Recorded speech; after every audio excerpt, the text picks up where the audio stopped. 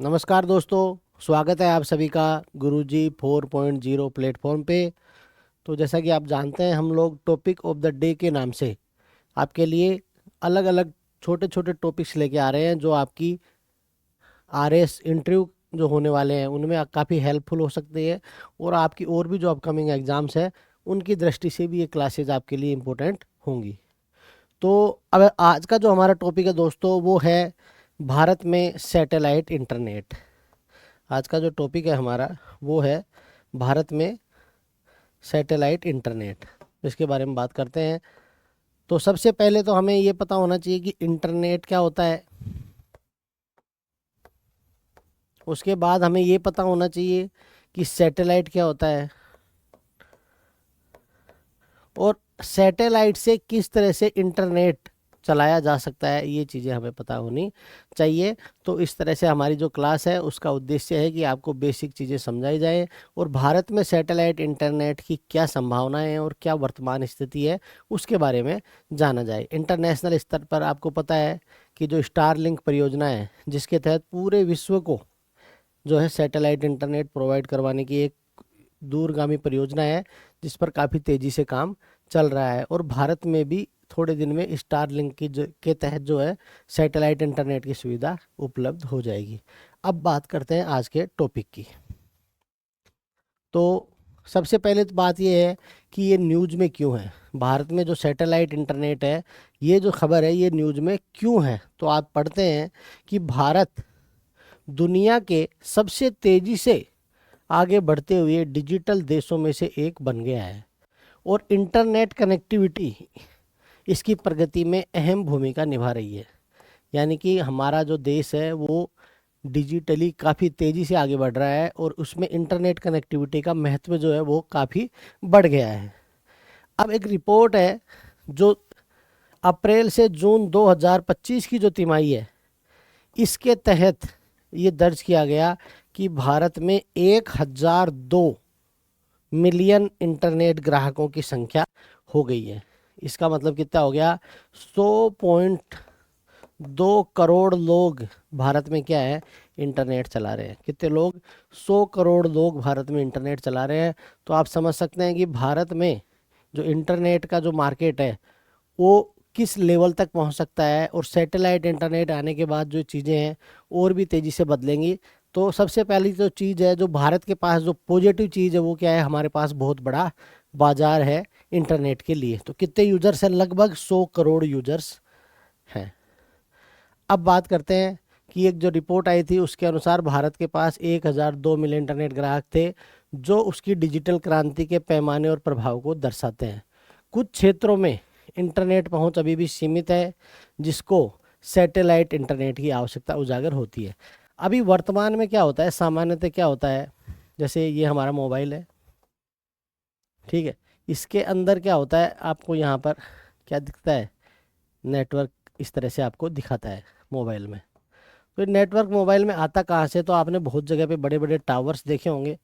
इस तरह के टावर्स पे इस तरह के गोल गोल बड़े बड़े एंटीनाज लगे होते हैं, जिनके द्वारा क्या होता है, ये जो एंटीना होते हैं ये डाटा का अपलिंकिंग और डाउनलिंकिंग करते हैं, और मोबाइल में इंटरनेट हमारे तक पहुंचता है। तो अब बात है कि ये जो एंटीना है ये डायरेक्ट किससे जुड़े हुए हैं? सैटेलाइट से जुड़े हुए हैं। अब बात ये है कि ऐसी व्यवस्था लागू करने की कोशिश की जा रही है कि हमें इन टावर्स की आवश्यकता नहीं हो, यानी कि डायरेक्ट जो है सैटेलाइट से हम लोग क्या करें, इंटरनेट को प्राप्त कर लें। इससे फ़ायदा क्या होगा? इससे फ़ायदा ये होगा कि जितने भी जो रिमोट एरिया है, दूर दराज के एरिया है, वहाँ पर क्या है, इंटरनेट की पहुँच सुनिश्चित कर ली जाएगी। ठीक है। जैसे पहले जो केबल टीवी वाला सिस्टम होता था, उसके बाद एक सिस्टम आया डीटीएच, डायरेक्ट टू होम, आपने देखा होगा, है ना, और आपने लगवा भी रखा होगा। जैसे टाटा स्काई हो गया, और भी बहुत सारे हैं, जैसे डिश टीवी हो गया। तो उसका क्या फ़ायदा हुआ कि जो दूर दराज के इलाके थे वहाँ तक भी जो है वो केबल टीवी की पहुंच सुनिश्चित हो गई डीटीएच के माध्यम से। सेम इसी तरह का मोबाइल में होने वाला है, और जो दूर दराज के क्षेत्र है वहाँ पर जो है सैटेलाइट इंटरनेट की आवश्यकता से, ये सैटेलाइट इंटरनेट के माध्यम से आवश्यकता पूरी हो सकती है। आपने कई बार सुना होगा, जैसे आतंकवादी जब मुंबई पे हमला हुआ था, उस समय जो आतंकवादियों ने भारत में प्रवेश किया था, उनके पास सैटेलाइट फ़ोन थे। सैटेलाइट फ़ोन क्या होता है, वो डायरेक्ट सैटेलाइट के थ्रू कम्युनिकेशन करता है। कैसे करता है कि जैसे मान लो ये आपका मोबाइल है, ठीक है, और ये अंतरिक्ष के अंदर मान लो कि कोई सैटेलाइट लगा हुआ है, इस तरह से कोई सैटेलाइट है, तो ये क्या करेगा, मोबाइल और सैटेलाइट डायरेक्ट एक दूसरे से, जैसे मान लो इस मोबाइल को बात करनी है यहाँ रखे हुए मोबाइल से, तो ये इस सैटेलाइट के थ्रू एक दूसरे से क्या हो जाएंगे, कनेक्ट हो जाएंगे। ये होती है, इस तरह से होता है सैटेलाइट में कम्युनिकेशन। इसमें एक जो बीच में एंटीना वाला जो सिस्टम है वो नहीं होता है। तो सैटेलाइट इंटरनेट जियो स्टेशनरी ऑर्बिट या नॉन जियो स्टेशनरी ऑर्बिट के माध्यम से कनेक्टिविटी प्रदान करता है। जियो स्टेशनरी ऑर्बिट आपको पता है कि जियो स्टेशनरी ऑर्बिट लगभग 65,000 किलोमीटर की ऊंचाई पर जो कक्षा है हमारी, उसको जियो स्टेशनरी कक्षा बोलते हैं। इसमें होता क्या है कि जो पृथ्वी की जो घूर्णन गति है और वहाँ पर जो सैटेलाइट है उसकी जो घूर्णन गति है वो क्या हो जाती है, ये सिमिलर हो जाती है। तो हमेशा जैसे मान लो इस पॉइंट से अगर आप इस पॉइंट पे हमेशा जो है वो स्थिर चीज़ें दिखाई देंगी, ठीक है, क्या दिखाई देंगी, स्थिर। और ये जो कक्षा है ये सबसे ज़्यादा अच्छी मानी जाती है सैटेलाइट टेक्नोलॉजी के लिए। लेकिन अभी हाल ही में जैसे स्टारलिंक परियोजना का नाम मैंने आपको बताया, तो ये जो सारे सैटेलाइट्स हैं ये जियो स्टेशनरी की बजाय जो लो अर्थ ऑर्बिट है और मीडियम अर्थ ऑर्बिट है वहीं पर ये स्थापित किए जाएंगे और उसके माध्यम से इंटरनेट की कनेक्टिविटी प्रदान की जाएगी, ठीक है। और आगे चलते हैं। अब भारत में जो है इसका रेगुलेटरी कौन है, रेगुलेशन कौन करता है, किसका, जो हमारा सैटेलाइट इंटरनेट है इसका रेगुलेशन कौन करता है। तो सरकार ने सैटेलाइट कम्युनिकेशन यानी सैटकॉम, इसको क्या बोल सकते हैं, शॉर्टकट में बोल सकते हैं सैटकॉम के लिए प्रगतिशील नियामक ढांचा पेश किया है। हाल ही की नीति उपाय निजी भागीदारी स्वीकृति और स्पेक्ट्रम उपयोग को इसके तहत क्या दिया गया है, बढ़ावा दिया गया है।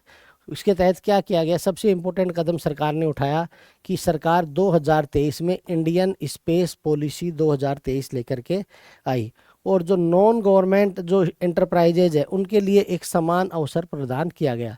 यानी अब जो है इंटरनेट या कम्युनिकेशन का जो क्षेत्र है उसमें निजी क्षेत्र को भी क्या दिया जाएगा, बराबर मौका दिया जाएगा कि वो भी अपना डेवलपमेंट कर सके। हाल ही में आपने बहुत सारी निजी क्षेत्र की कंपनियों के नाम सुने होंगे, ठीक है, जैसे अग्निकुल हो गया और भी बहुत सारी जो स्पेस के क्षेत्र में खास करके कंपनियां जो काम कर रही है उनको क्या किया गया है, इसके तहत रेगुलेट किया गया है। उसके अलावा आपको पता है हमारा दूरसंचार विभाग है, ठीक है, डिपार्टमेंट ऑफ टेलीकम्युनिकेशन, ये सैटेलाइट आधारित संचार को यूनिफाइड लाइसेंस के तहत नियंत्रित करता है। यानी लाइसेंस कौन देता है, डीओटी के द्वारा दिया जाता है, ठीक है। और इसके अंदर अलग अलग सेवाएं शामिल है। और ये अधिनियम जो आया था मैं बताया 2023 का, ये स्पेक्ट्रम का किस तरह से आवंटन होगा, किस तरह से सैटेलाइट सेवाएं प्रदान की जाएंगी, उन सब का भी नियंत्रण करता है। इसके अलावा एक प्राधिकरण बनाया गया है, भारतीय दूरसंचार नियामक प्राधिकरण, ठीक है। मई 2025 में ट्राई ने सैटेलाइट आधारित व्यावसायिक संचार स्पेक्ट्रम के आवंटन के लिए सिफारिशें जारी की। किसने जारी की, ट्राई ने।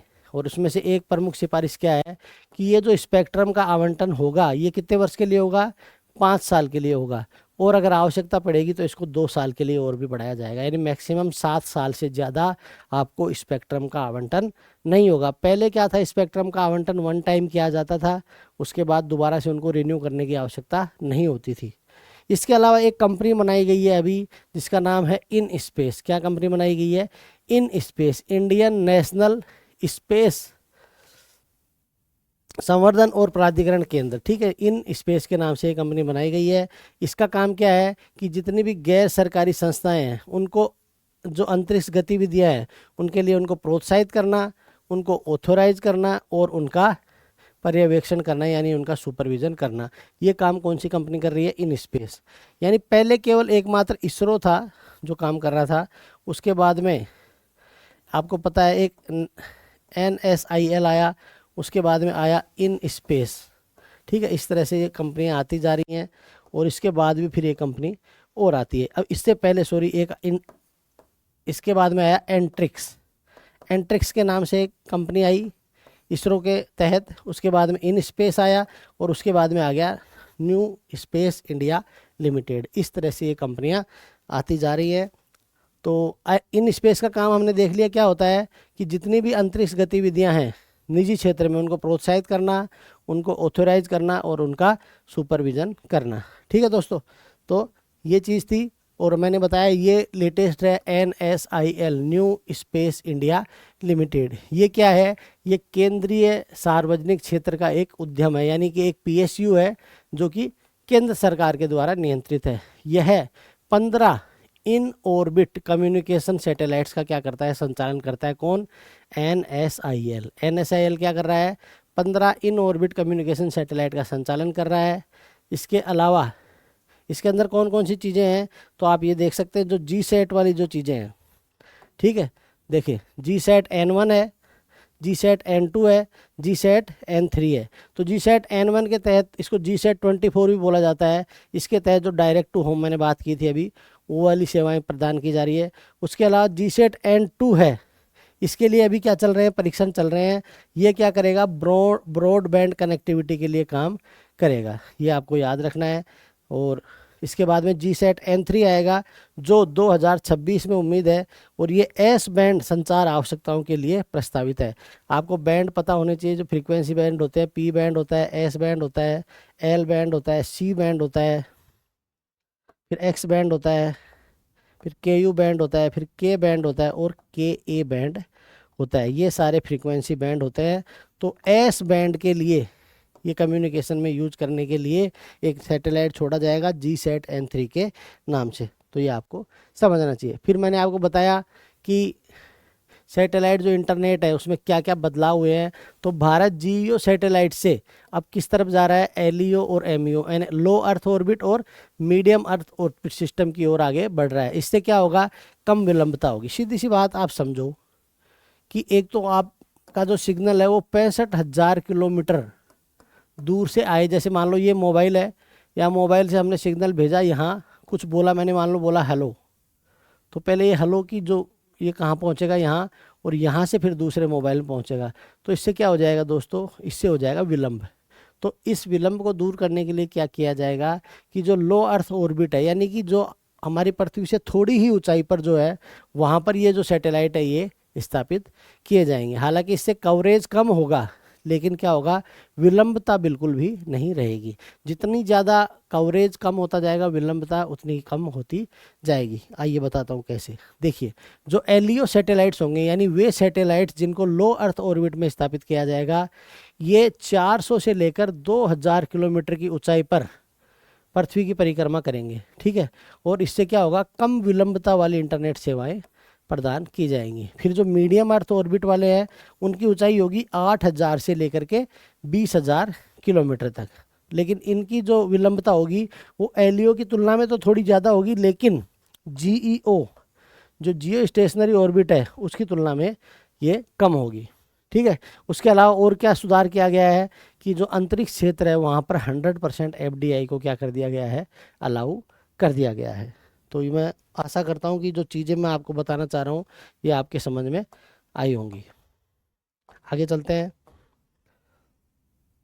कुछ सरकारी पहल भी की गई हैं इंटरनेट के लिए, जैसे आपने PM वाणी सुना होगा। फिर एक DBN है, डिजिटल भारत निधि है। ठीक है, इसका उद्देश्य है ग्रामीण क्षेत्र में जो 4G टावर लगाने के लिए एक निधि बनाई गई है अलग से, जिसका नाम दिया गया है DBN।